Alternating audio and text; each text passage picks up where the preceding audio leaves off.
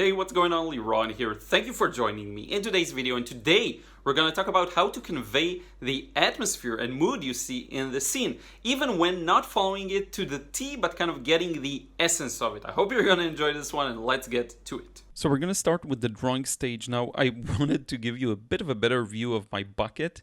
Unfortunately, I see that you can't see too much of the paper towel, so my apologies about that. We'll improve for next time, but at least you'll see whenever I dip the brush in the bucket. But let's get to the drawing stage. Now, when you look at this scene, there is no way I can actually draw everything there. If you want to get close even to the level of detail, you'll have to paint much, much larger. Or you'll have to work really with a tiny lid and take your time, and it'll take an hour or two, and that is perfectly fine. But that's not the process I'm after. So what I'm doing here is using symbolism. And I do that very often when painting impressionistically. It's this, I don't know if I wanted to call it a technique, but it's when I'm looking for the key themes in the scene, and then I'm trying to draw them. So for example, what do we have here? We have this beautiful cityscape with that river going through it. This is Florence. So we have the city and the river and the bridges that are a main part of it. They're really a hog in terms of pulling our attention to the focal point. That's the focal point because there's a strong contrast there. There are a few other secondary, you could argue there's secondary focal point and interest points. But the gist of it to be is the bridge and the city and the river there in the middle. So I'm actually starting from that. And for everything else, everything around these elements, I'm going to use a highly symbolized drawing. So the tower I can actually see very literally and draw properly, but now look at what happens once I get to more of the middle of that left section and right section. I start to utilize kind of random shapes. I cannot for the life of me put all of the things I'm seeing there. So I'm putting an indication for this kind of a building there where the highlight is, and then there's another major building. And so I'm putting in the major things I see and then kind of winging it or inventing in between them. Again, we have this more serious block of buildings, and the way I recognize them is by the highlight. They're just so obvious. If you squint your eyes, you'll see they're very light compared to the background. So I'm putting them in, as well as the buildings in the very close foreground that I'm doing right now. But for the rest and for things in the distance, I'll have to highly simplify and kind of trust my gut that I will be able to paint them, to basically render them in paint. This is something you have to practice. It comes with time. But I learned to know my own symbols. And if there's any piece of advice I can give you about that, is learn to create your own symbols and use them. Like I know that this is the building with the dome. I guess it's the Duomo, I think. I know what everything I'm putting here is, and I don't need much more than that to really figure things out in the next couple of stages. Now, one more thing to remember is we're working from large to small. The large themes are the city, the river, and the bridges. Once we get that in, and assuming we don't go too dark, because remember, that's the only thing that's hard to fix in watercolor, you can get the in-betweens later on, and I'm going to show you exactly how I do that. But for now, let's tackle that first wash. So I'm using a combination of all the colors you see here, starting from red ochre, which is actually pigment red 101. I didn't write it there, but it is pigment red 101. I love red ochres. They're just beautiful. And a combination of Indian yellow. Now, as I move down towards the far end of the city, I started introducing a bit of manganese blue hue and French ultramarine. And for the river itself, I'm going to try and use a cleaner version of manganese blue hue, and you will see this. Now I'm crossing through it using some, because of some of the bridges. But once I'm done with that kind of a wash, I'm going to start putting in the water themselves. Now, I'm fine with everything mixing together. In fact, it's preferable because we're talking about a very atmospheric painting here. And a big part of atmosphere is recognizing those overarching themes of the scene. Nothing really here is a bright blue. Nothing here is a bright green. It's all highly muted using yellow. And this is why my first wash is so dominated by yellow. It's pretty much everywhere, and even in those blues for the river, I have a yellow. And what's more important to me is just preserving the water being light, okay? And you will see in the next couple of washes, I'll start going over stuff, but the water is going to stay pretty much the same, excluding a few shadows that we will have to add later on. So what you see me do here is a very, and I'm just looking up close, making sure it all looks well, because what I'll have to do now is some wet in wet. And I tried not cutting out anything from the process because I really want you to see everything. So now it's time for wet in wet for that farthest mountain ridge in the background. I sprayed some water on it to make sure that it's still at least just a teeny tiny bit wet, okay? And you will see it's going to fade away. I'm purposely using very light paint, but then as I move downwards, there's this initial layer of trees and it's in the very distance. You can barely see it. For that, I have to use slightly thicker paint because I really want some of it to show later on once it dries. And what I have to do once I finish with this step is to quickly, I put the painting in the sunlight and use the hairdryer to quickly dry it because I didn't want any uneven edges and cauliflowers created. And now we're getting to what could be considered the most complex wash, but rest assured, we're gonna make it. So for this color, I'm using the color I'm mixing here is a green. So how do I mix a green?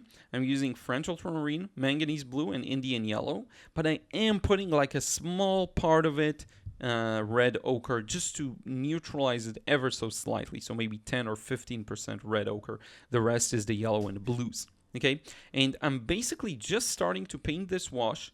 It's not the farthest you see. The farthest you see is the wet and wet I did earlier. But then as the trees get a little closer, they're still quite light, which is why this wash is super wet. But there's still, you can see more of them. And while I'm painting these trees, and you cannot paint each and every detail, so once again I squint my eyes and I look for large shapes of value. And as I'm doing that, the only thing I worry about is avoiding the highlights. Now what are the highlights? The things I want to leave as light as they currently are. First, the water. As I told you, the water is going to be fairly light, so I'm not painting over it. I'm just adding the bridges while I'm at it. And the highlights on the buildings, which are this beautiful golden color. And how did I get that beautiful golden color? It's thanks to the first wash, where we established the atmosphere.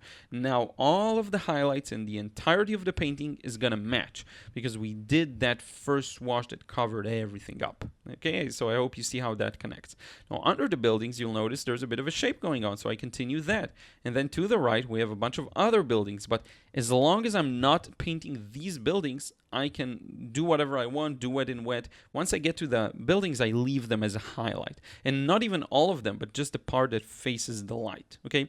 Now, you will notice that I'm not using a flat wash here, so I am varying it ever so slightly. I am including a bit parts that are a little more blue dominated, others that are a little more yellow dominated, other that are a little more red ochre dominated. In fact, I'm using red ochre as my kind of exclusive red for this one. I will only use a bit of Pyrrole Scarlet and a bit of Perylene Red later on, but it's so insignificant. And to be honest with you, I probably could have used just the red ochre. But I guess, yeah, so you see me working my way around those highlights, trying to keep them random and interesting. Now, it may seem like it's leaning a bit to the side. That's, yes, some inaccuracies on my part, but it's also due to the perspective of the paper because it's at an angle. So my apologies about that. Now, many people ask me about that angle, so my paper is at about 15 degrees angle. Nothing too serious, maybe 20 degrees max. Now, as we get to that riverside, it's very green. And kind of golden, beautiful green. So I'm using the same kind of colors to mix it, but I'm letting the yellow and manganese blue hue be a little more dominant this time. Okay, now you may notice something that I'm trying to get an even wash, but the bridges stop to the left. They're not connected to the wash on the left. That's actually perfectly okay. Even when you're trying to connect as many shapes as possible, it's just not really possible to connect everything. Okay, I don't want to say impossible, but it's very hard, so I wouldn't even try sometimes. So I'm kind of doing the wash where I can control it, and once I finish with that, I'll move on to the next section, which is the left side. I'll try to connect it as best as I can. But just know that it's very difficult to connect everything perfectly. It's just something that's not going to happen, and you can be okay with that and let go of that idea. Now look at me blending that to create this beautiful half reflection, half shadow of that bridge in the water And I'm polishing up its shape, darkening the lower sections of it. Even for the bridges, I'm using a very impressionistic approach. You see, I'm not painting each and everything I'm seeing. I'm kind of painting the gist of the shape.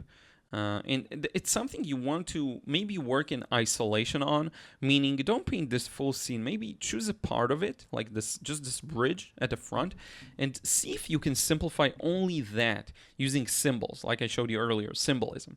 If you can do that, you're at a great spot, and you have a better potential of being able to do that for full painting, you know? So really experiment and try and tackle maybe a smaller section of the entire scene. That's something I'll often do, even if just sketching. I find that it really, really helps. So you don't think that you have to paint everything at once. So now I'm going to tackle that left side. And yes, the bridge is already dried. I don't care. So I'm using kind of the same green for that.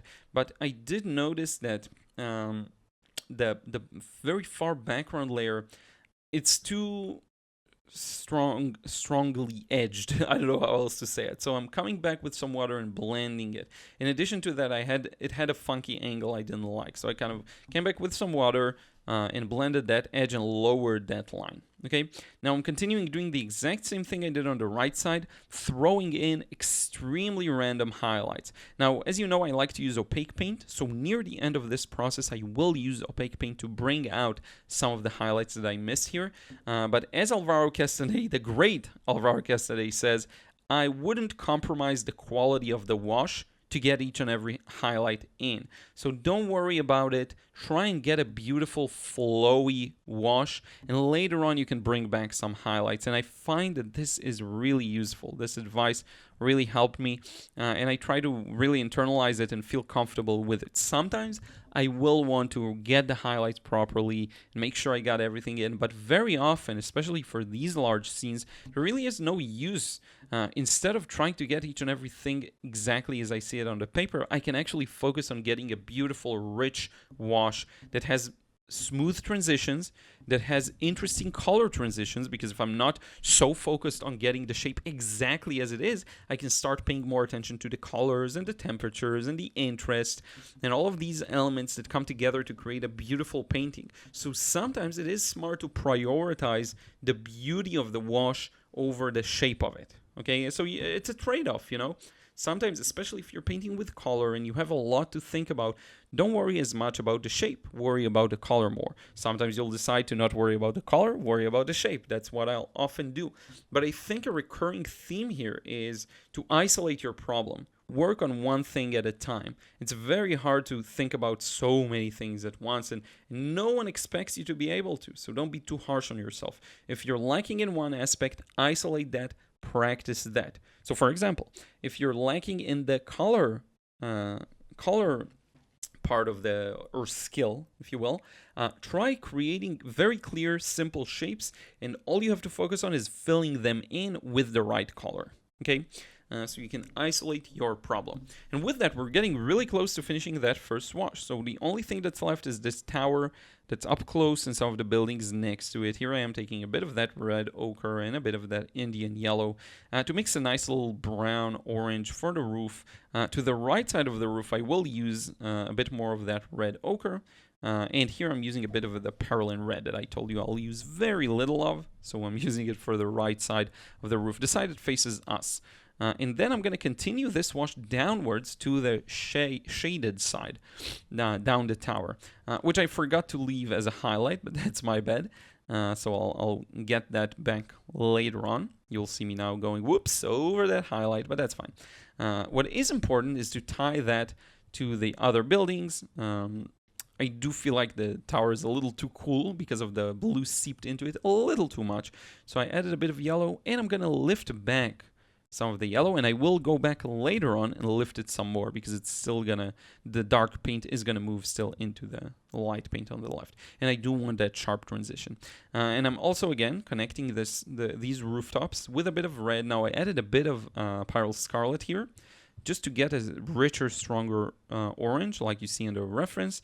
And then we'll get that rooftop. Now we will darken some of these things later on, so don't worry about that.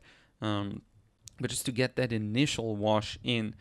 which again, remember I said that is the hardest wash. So don't worry about if it's really hard. Here I am lifting back some more.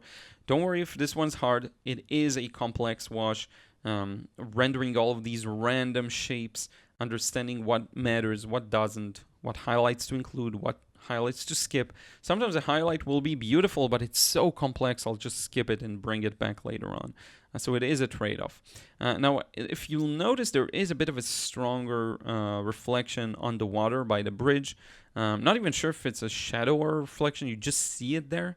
So I wanted to include that in. And now we can get started on another complex wash, which is bringing out the shadows. Now, this is the same technique. It's looking and trying to get the pattern in. I will not be able to get each and every detail in, but I am able to get some kind of a general pattern in. So I'm recognizing a few rectangular shapes, elongated in the background. A few of the trees are a little stronger, so I'm putting them in.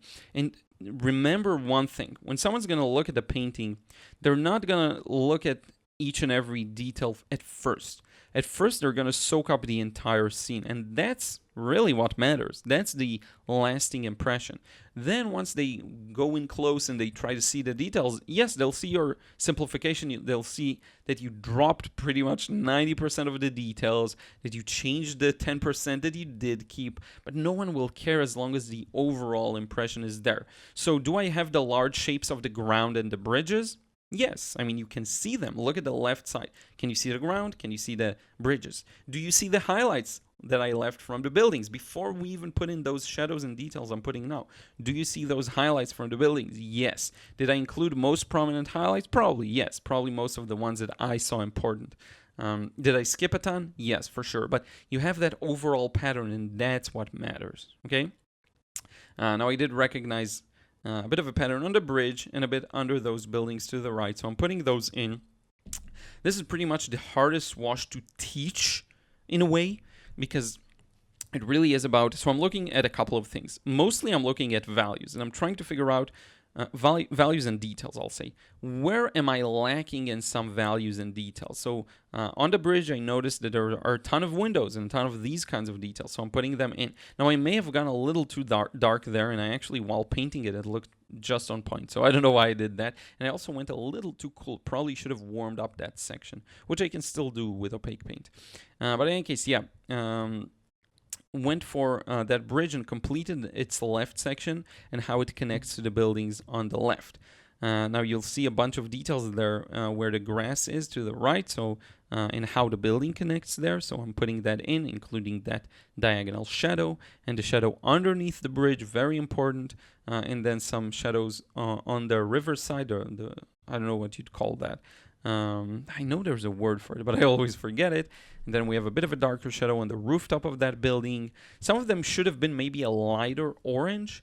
That's where it's kind of lacking, but that's fine. The thing you have to really understand about this scene, like when you look at it, what hour does it communicate to you? To me, it looks like very early evening or almost sunset. That's why you have this strong golden light on the buildings, which I love. It could be sunrise, honestly, but I don't think so. But that's just my guess. And what is a main characteristic of this time of day? The sharp shadows. I mean, just look at that tower at the very foreground. Look at a tree to the left. The sun hitting these objects so directly causes these very dark shadows. And it causes the background to go super light because we're probably not really against the light, but it is in front of us, probably to the left a bit. So you have to include these characteristics. And how do we do that? By darkening. We need to get those strong contrasts. It's really important. It's key to the essence of the scene. And I took all of that into consideration from the first wash because we used a very yellowy wash. So we already had that glow of the direct sunlight, right? We simplified the shapes. We made sure we get the values in the distance a little lighter and a little kind of to give the background a hazier feeling, right? All of these details matter, and with time you will learn how to combine them in one painting. You'll start seeing the patterns of this kind of a cityscape. You'll figure out that there's one dominant color, and then the shadows are a little muted, and also gradually go from light to dark. light for the background, dark for the foreground.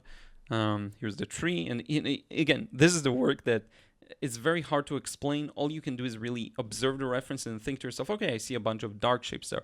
Maybe you see a bunch of warm and cool shapes. Get that in. You know, I'm a very much a value painter in my approach, but maybe if you're a person who puts a lot of emphasis on the saturation, color, temperature, maybe that's the thing for you to capture. You know, everyone has their own things that they notice, and it really is important to become familiar with what's yours and using it, learning to use it to your advantage to convey the message you want. This is very similar to the Prague painting process, very similar in the essence of the process itself, right? The time of day is different, the atmosphere and mood are different, but the essence of the exercise, quote unquote, if you will call it that way, is the same. How do I capture the gist of it while maintaining the essence of the scene and its atmosphere? And here we have a very strong atmosphere due to the unique time of day. Well, it's not unique, but it's a time of day, a very specific one. And the beautiful European, Italian view, just really, really nice. So here I am making progress, and you'll notice I'm working kind of the same order I did for the first wash. I started on the right side, moved to the bridges, moved to the left side, and then the front.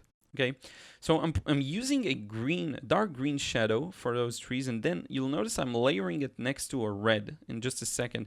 I don't know why I got that idea, that the red ochre, something a little warmer will look good next to the green, and I don't honestly know if it was the right decision. I even added a bit of Pyrrole Scarlet to make it redder. Honestly, I don't know if that was the right decision. Adding a bit of yellow to it now. But I don't know, it felt to me at the moment the right thing to do. And yes, I got some of it wrong. Should have probably lifted and kept some things lighter. But sometimes you just won't be able to control, I'm saying in kind of jokingly, what you're doing, because you're just gonna paint whatever you see at the moment, right? And remember what I told you earlier. It's very hard to juggle all of these or spin all these, keep all of these plates spinning in the air. It's very difficult. So do your best, and whatever plates you dropped, you just train yourself to not drop in the future. It's just watercolor. That's just the inherent quality of it. That's the reality of having a medium where the speed of process is very important. And then on the other hand, the paint mixes differently than what you see it. What you see on the palette is not exactly what you'll get on paper. So you get a double whammy of trouble. You know, whereas with oils and acrylics, it is going to dry pretty much the same as you see it on the palette, and you have a lot of reaction time. But the beauty, the thing we gain in return for that is that beautiful flow, speed as well. Speed of process is something to be very grateful for, because you can produce more, faster. If you compare that to other processes, they're so slow, which I don't feel as connected to. Honestly, I enjoy the watercolor process much, much more. You can get so much done so fast. And if you're a master of it, the result is going to be the same in terms of quality. It's going to have that beautiful, fine art quality, you know.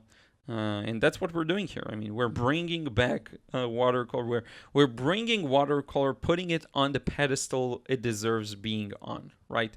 Having its rightful place among the top mediums. Definitely not an easy medium, you know, to control. Takes a lot of courage and a lot of practice, and that's a big fun part of the process. It's what motivated me so much to conquer this strange medium. So now I'm making the shadows under the bridge a little more robust. They felt weak, so I made them stronger, and of course I'm blending the edges to make sure it's still watery and feels very organic. That is very important for this kind of process. And we're almost done with the main details. The one thing that I'm going to put, there's a person rowing a boat there, believe it or not, and another one in the background. I'm putting them in. Now, the main two things we have to worry about now is a few darker details and then highlights with the opaque paint. So this is what we're going to do. I'm just starting to throw in a few details I see here and there just to make sure that there is a bit more to stop the eyes on, because right now it's very loose and it's also very much large shapes. It's time to include some smaller shapes within those large shapes. And while doing so, we're also darkening the scene a bit, which is really cool. Here I was like, I'm gonna just use this tiny brush and not fill in more water. Silly me. So now I'm gonna bring back some water and not be lazy. I was like, no, I'm gonna use whatever I have on palette. No. It's okay to take a break and actually bring back some more water and paint. So yeah, and then I'm going to darken that tree to the left. I mean, look how dark it is. And this is an important part of the atmosphere, so you want to make sure you get that in as well. But with that, I think in just a moment I'm going to bring out some opaque paint. Well, maybe I'm going to throw in a couple of other details here that I see on the bridge. You see a couple of, a ton of windows, right? That's a beautiful view, and I was there, and it's just fantastic. There's so much to see there in Florence.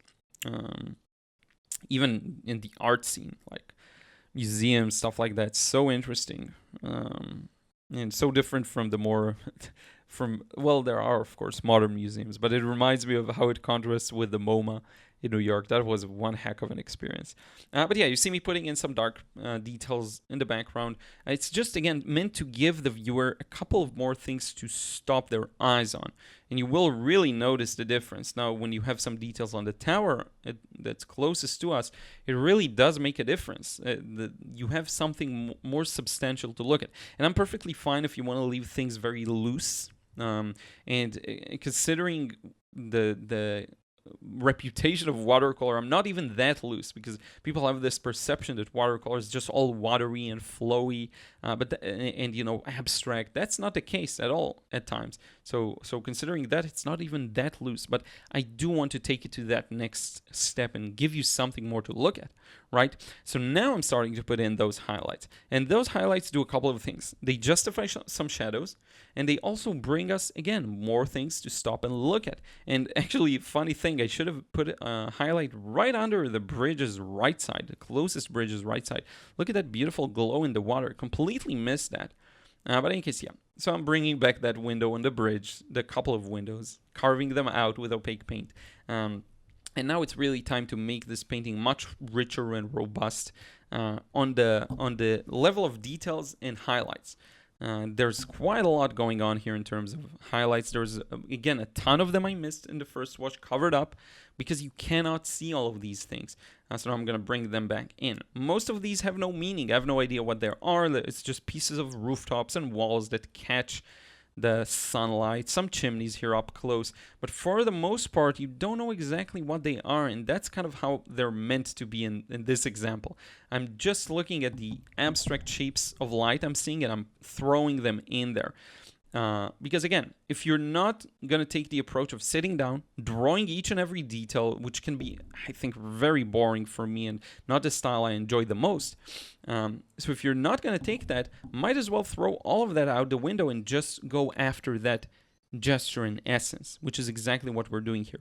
Now, using opaque paint, just to talk a bit about the technique side of things, it's not always easy, and it does take a bit of getting used to. I'm actually using it straight out of the tube, bringing it out and using it thick on the paper. That's not always easy if you're not used to it, and it will not flow, of course, so you have to really force yourself to use it and apply it, and that's perfectly fine. You have to bring out a lot of it on the brush, more than you would think sometimes. It's very easy to get a very broken line if you didn't bring out enough of it. And I'm slowly now experimenting with actually mixing it with water and mixing it with other paints to see what kinds of results I can get, how far I can fix mistakes using opaque paint. I find it very interesting, and not just fully opaque out of the tube, but kind of an middle of the road, slightly watered down opaque paint. That's very interesting for me. But notice just how much we have to look at now. This is really nice, and we justified some of the shadows there on the grassy patch down on the bottom right side. We've done so much to bring out details, and you could go more and more and more, but I actually really like this spot. So I stop now, and I'm going to show you the final result. But again, this is far from being overworked. You could sit down, let it dry, come back the next day and add some more things if you want to. But for now, I'm very happy with it. I'm going to show you also a photo of the final result. And now let's wrap it up. Hey, so thank you so much for watching. Once again, I hope you enjoyed seeing the process. This one went pretty smoothly. Sometimes some scenes will just click and you feel like you're able to mix the right colors and the right values and get everything to work well. Notice especially that initial wash of really being dominated by only two colors, that yellowy and the brownish kind of orange-brown color, and those set the tone for everything. Even the water has a lot of it in them, which is why I like to let all the colors mix together, and I love it when my palette isn't clean, which some people don't like as much as I do. But in any case, thank you so much. If you want to learn how to paint like this, be sure to check out the frustration-free watercolor course. The link is always in the description box below. Leave a comment, leave a like, let me know your thoughts, let me know your questions, and I will see you again in the next vid real soon.